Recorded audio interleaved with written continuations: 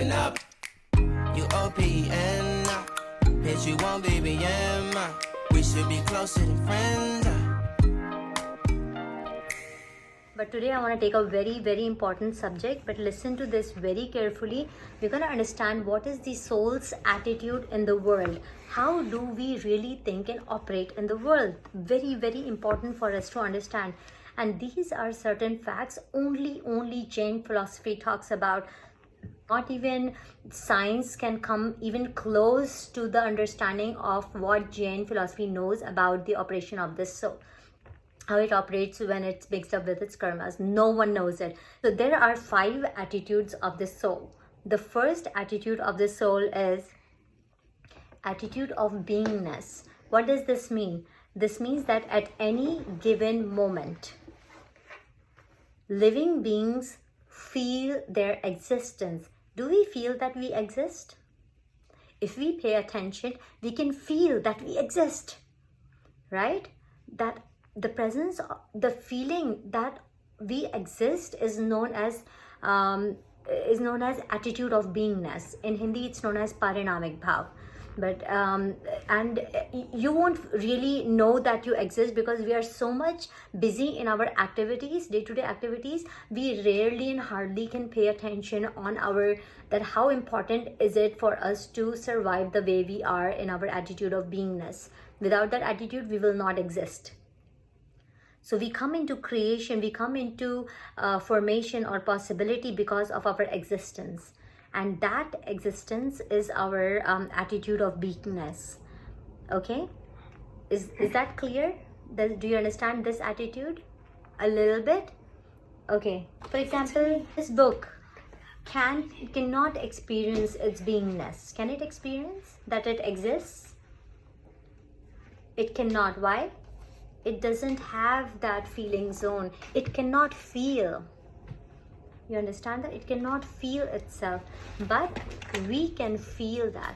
We can feel that we exist. For example, I'm doing this activity. I'm talking to you. Right? I'm talking to you right now. But this is an activity that I'm talking to you. Behind that activity, what is happening? If I didn't exist, would I be able to talk to you? No. So my existence stays there. My experience that I exist, that I am being there, is prior to my any activity state. Can a flower think I don't want to bloom? Can a flower stop blooming? No, it won't. That's its nature. It would always experience its beingness. Its beingness opens up in its pretty flower and then it sheds off and it finishes or transforms into another form. So that experience of beingness of who you are, the beingness of that you exist, is the attitude of beingness. Simply existing without doing any activity. But we are more indulged into our activities, so we hardly pay attention to our beingness. So first thing is that we exist, that we feel ourselves. It's only after that we can start feeling other things. So that's the attitude of beingness. Now the second attitude is the attitude from the fruition of karmas. So what does that mean? If someone comes and becomes angry at me, right? What happens? I also show my anger. Right? So my feeling zone was of anger. Where did that anger come from? The anger did not come from the other person. The anger already existed inside me in the form of karma particles. And because of that, that came into fruition just because it got a trigger point. What was the trigger point?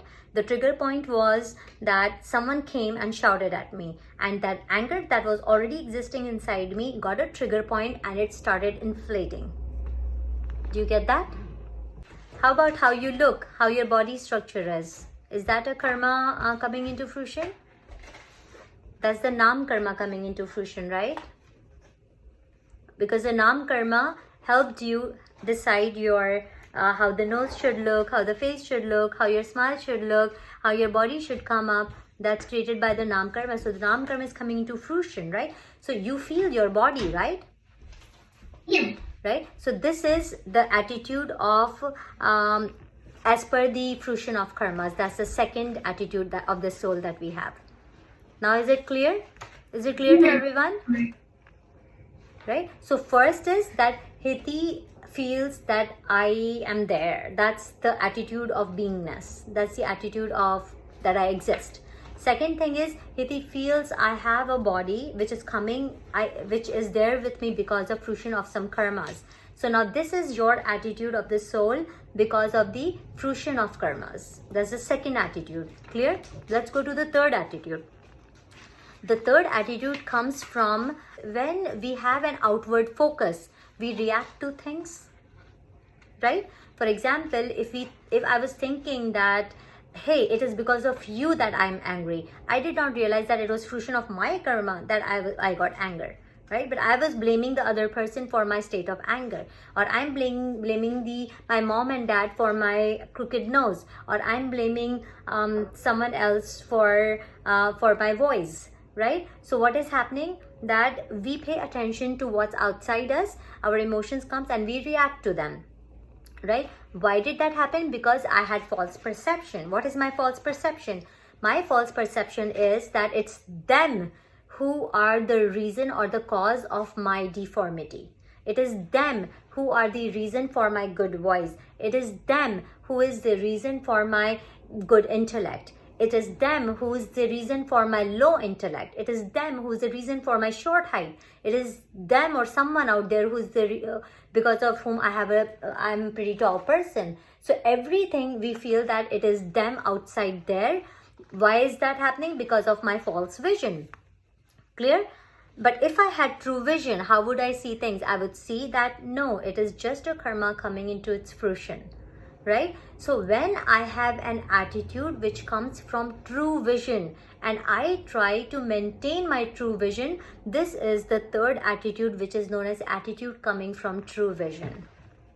So specifically, this attitude depends on the kind of vision I have. The less false vision I have and the more I try towards clarity and true vision, if we strive to maintain this, for example, I told you last time, hey, everyone, we're going to maintain a 30 days diary and maintain this, that we keep on seeing things clearly every single day, at least 2 feelings, and state them, right? So what are we doing? We are striving to stay in our clarity state as much as possible. This is the attitude which comes from true vision, right? So our mode of operation completely changes. What happens? If I think that others are the ones to be blamed for, then I am in a state of fruition of the karmas. If I see clearly that it's not others, these things are coming from within me, then I am in a state of attitude of true vision, right? Then comes the fourth one, which is attitude that comes from what is. What does that mean? This is known as Shaik Bhav. So you know what I'm trying to give you here? The 3 bhavs that I told you, Parinamik, then second one was Audaik, and third one was Upshamik. So now the fourth one that I'm talking is the Shaik Bhav. So what happens when we completely get rid of any karma, right? Completely from its root, it's gone, it doesn't exist anymore. For example, how I do that? I have a state of anger in me, right? Now, if I am angry because one of you said bad words to me and I'm angry, or because you have not done your homework and I'm angry, so I believe that you are the cause of my anger. What attitude of soul am I in? The attitude from fruition of karmas. Yeah, you're blaming everyone. I'm blaming everyone. The karmas are fruiting, but I'm blaming everyone around me, right? So it's the attitude coming from fruition of karmas. So this is known as Audaik, or this is known as just the fruition of the karmas. Now, if I don't see that it is not you which is bringing the rage inside me, but that rage already exists inside me, you were only a trigger point. What is my attitude then? Where is this attitude coming from then? Attitude of true vision. Because now I see clearly, it's not you, it's something inside me which is triggering it. Clear? Do you understand? Beta, attitude of being, good question. The attitude of being always will be there. Whether you have you experience the fruition of karma, you will still have the attitude of beingness with you. So attitude of beingness overlaps with all the other attitudes. It will always be there.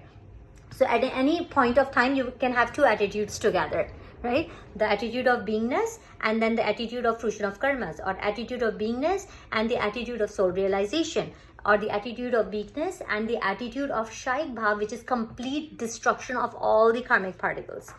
So if I get rid of my anger completely, can I do that? What level of purity would I be if I get rid of my anger completely? So I remember that 11 is the transition step. So of course it's not the 11th for sure. On the 10th, you get rid of your greed. Yes, so that means all the emotions we get rid of in the 10th state. But the 10th still holds it, right? The 10th still holds it. But in the 10th, we finish it. If I finish everything on 10, so it's possible I will go to the 10. And if I completely finish everything till the greed, all the emotions are done, then I take a jump straight to the 12th, right? But I can do it only if I disintegrate all my karmas. But if I don't disintegrate my karmas and I only suppress them, then I go to 11 and I have to go down.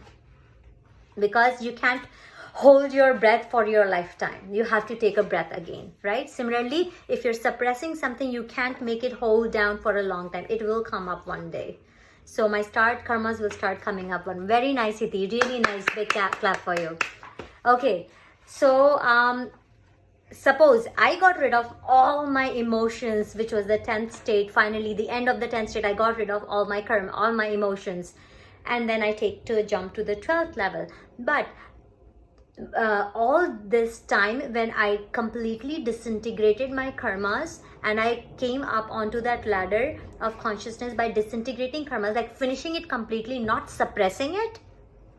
I did not suppress my anger, emotion. Hey, I don't want to do anger right now. I want to think positive. I want to think positive. It doesn't work. You have to go back down because you're suppressing it, right? But if I finish my anger from the roots, it's not gonna come back again.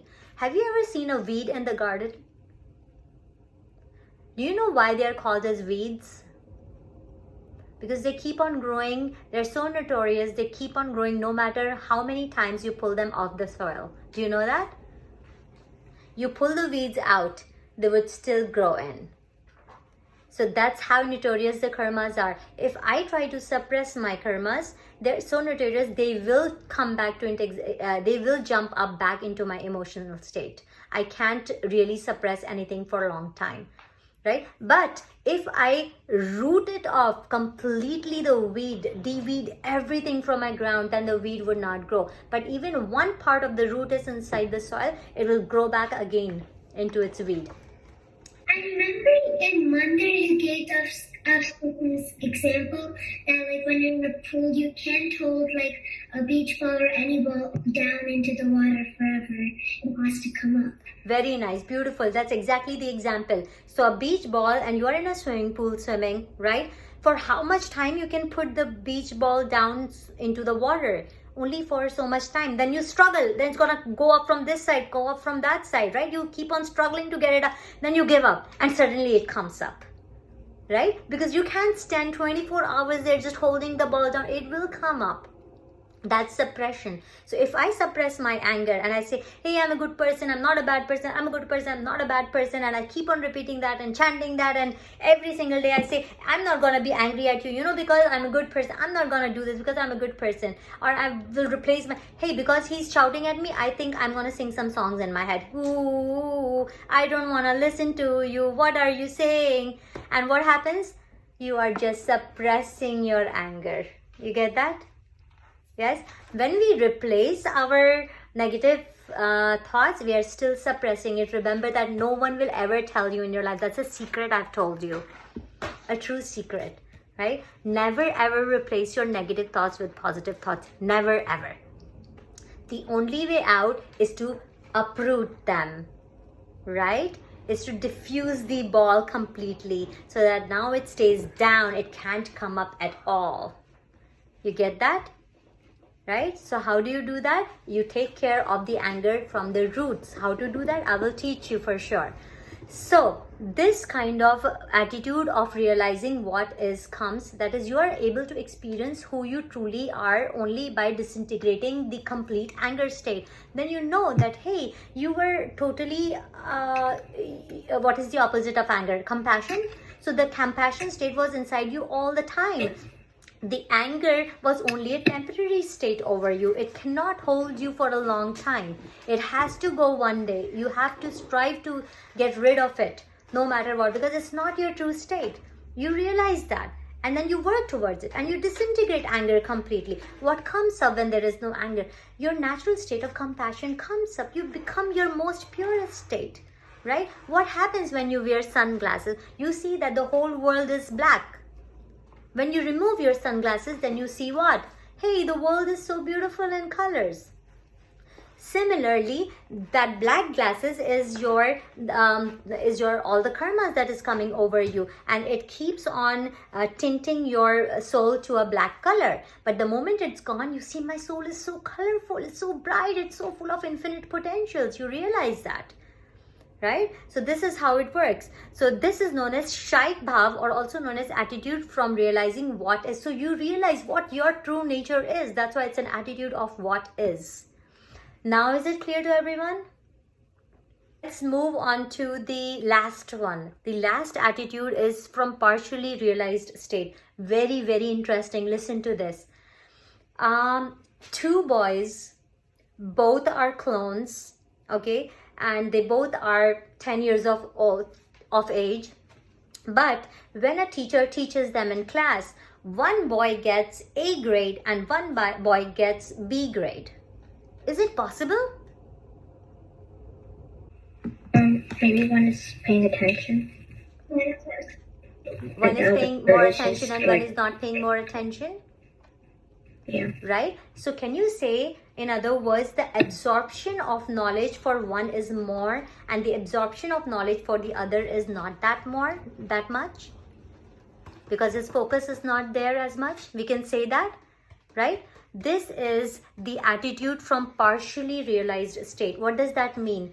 That means that if I am 7 years old, my knowledge is like about 10%. When I grow 20 years old, my knowledge about the classical studies is 50%. When I grow 40 years old, my knowledge, because of my experience, is now almost 70-80%.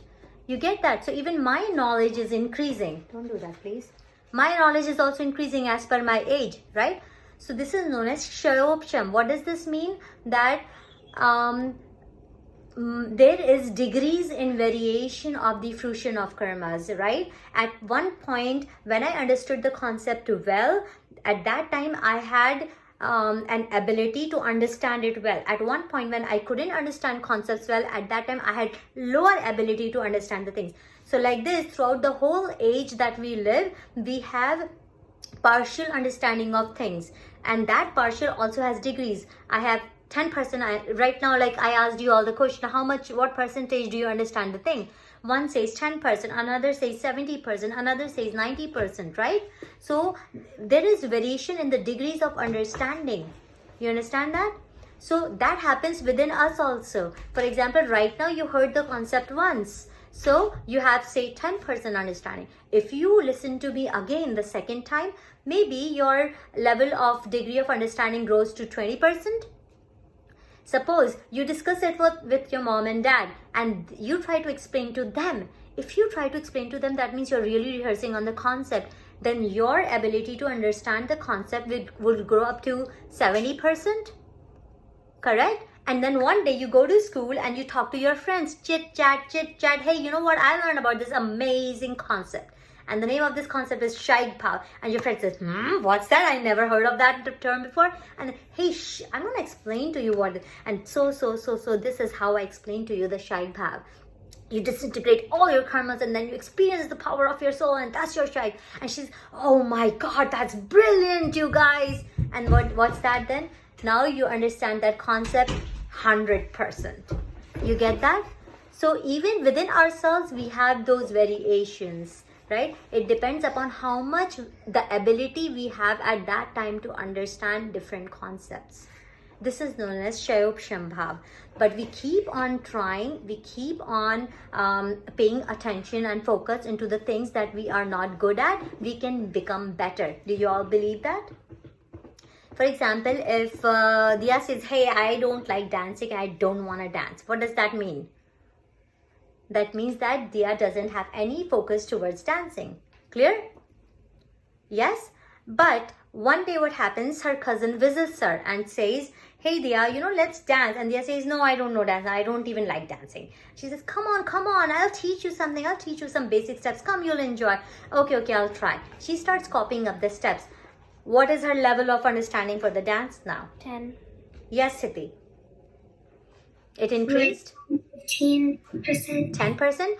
Can this ability keep on increasing if you start developing more skills and focus towards that? Right? Similarly, the more and more we develop focus towards our perception, our knowingness, our potential, how much abilities we have inside, we keep on growing our abilities. That's what Shayopshambhav Bhav is, which is like degrees, variation in the degrees, and we keep on increasing those degrees.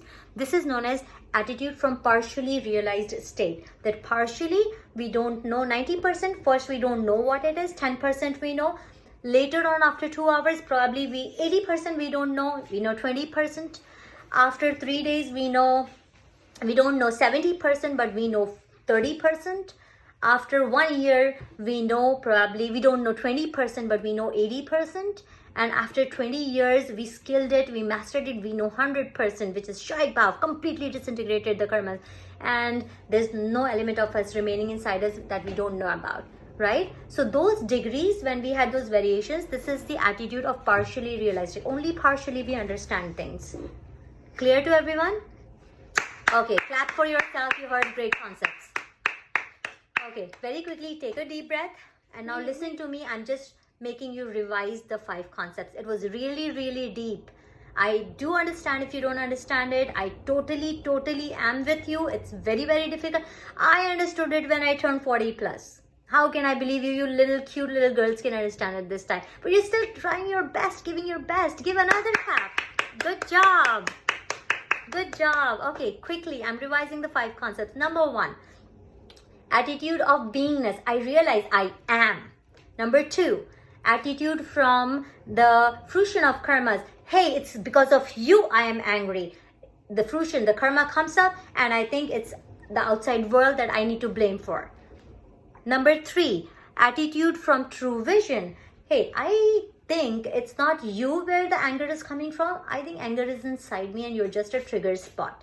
So I'm soul realized right now and I will try to maintain my soul realized state. This is the attitude from true vision. Number 4, it comes, hey, I want to get rid of these karmas completely. I don't want anger in my life. So what happens now?